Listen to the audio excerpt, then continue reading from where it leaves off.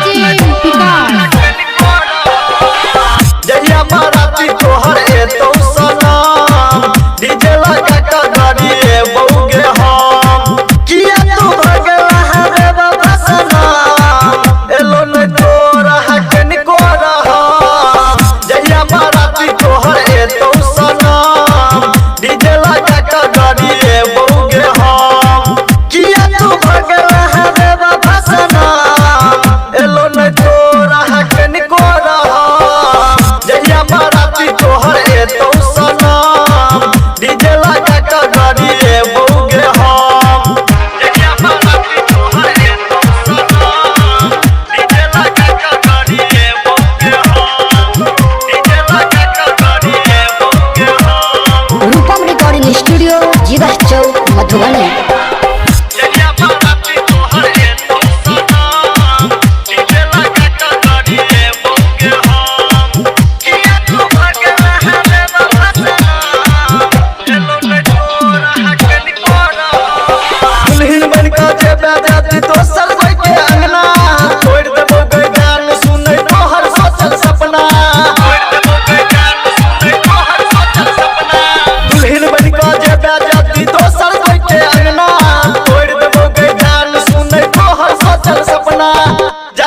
दिल पर हमरा जखम याद में पीबो तोरा बिस्की आराम किया तू भगल हवे बसना एलो न तोरा हकन को रहा जहिया बाराती तोहर एतो सनम डीजे लगा के गाड़ी ए बौगे हम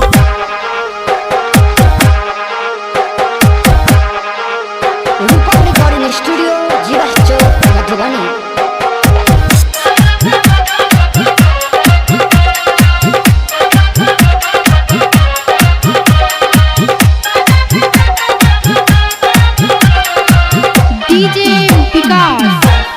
तोरे नाम के गाना तोरा शादी में बजेबो साथ में बीतल हा पूरा यादो के भूलेबो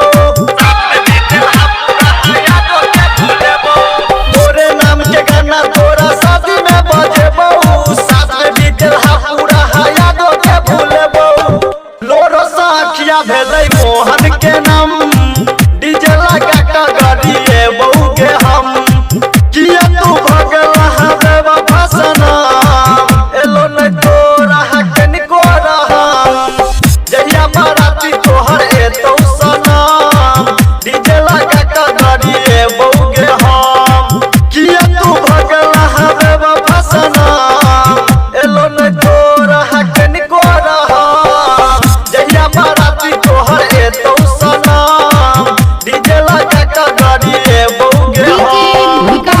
स्टूडियो जीवा चौक मधुबनी। Mobile number 91 10 96 36 60।